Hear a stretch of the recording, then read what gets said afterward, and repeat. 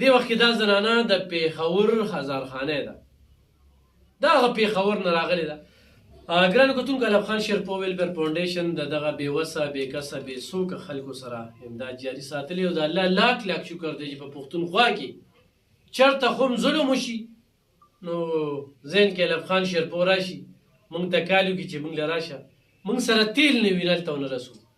او چې چېرته کې داسې غربت وي او ډېره یادار عزتدار چې یاره هغه اړو کیمرې ته راځي نو وي علب خان شیرپور له چې څه به راکړي. دې وخت کې دا زنانه د پېښور هزارخانۍ ده، دا هغه پېښور نه راغلې ده، خپلې بې وسۍ دې ځای ته راوستې ده، غربت را په مخه کړې ده. الله پاک خو د هغه ایس فروش والا تباه و برباد کړي چې پردي بچي یې په دغه ایس په دغه نشو کې اخته کړل. د دې یو زوی هغه د ایس په نشه کې اخته دی. بل دغه علاقې د دښمنو نه راګیر دي نو ډېر خلک دغه دښمنو را ځپل شوي دي. په دغه دښمنۍ کې د دې د کور نه 2 کسه تللي دي، 2 کسه یې مړه شوي دي چې دې ساختن هم پکې دی، خاوند دی هم پکې. نن دې ځای ته ناست دی چې غریبي ده، هېڅ هم نشته. خپلې خبرې وکړه غربت څنګه دی. ځوانان هم لاړل دا بچي سره ټولو ځوانانو سره کامیابه دي. الله دې رحم وکړي. 2 کسه مړه شو، اوس هم ګټه وټه شوه. ډېر عدالتونه په دغه یو ماشوم دی په مریکایي سره ډېر ماربل کې مزدوري کوي. دې ته ټولو سره کامیاب. روژه کې خوراک څښاک څنګه دی؟ پېشمنې روژه ماتې عزت دی هغه الله پاک وکړي. دا ځای درته څنګه رایاد شو؟ دلته څنګه راغلې؟ هغه دې ته چې دا نمبر پورته نشته. ازوی ته ها چې دلته لاړ شه چې څه امداد دلته درکړي په دې نیت راغلي چې مال څه امداد راکړي. یعنې غربت دې ځای ته راوست.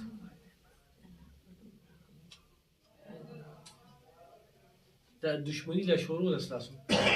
ناروغ شوي دا 13 کاله عدالت به دې کړی په ستا پکې وفات شو خدای دې ورته بچا دي او بس روح الله نه شي 13 کاله د دښمنۍ وشو.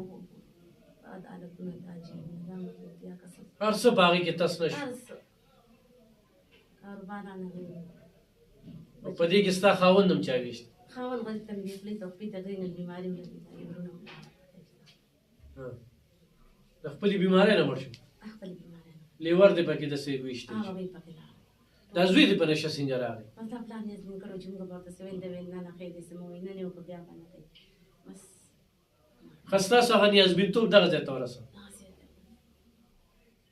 ګرانو کتونکو، یو زوی لږې خپله مور ولي وړوکې ماشوم یو قصه مخې ته راځي، تاسو به کتلي وي.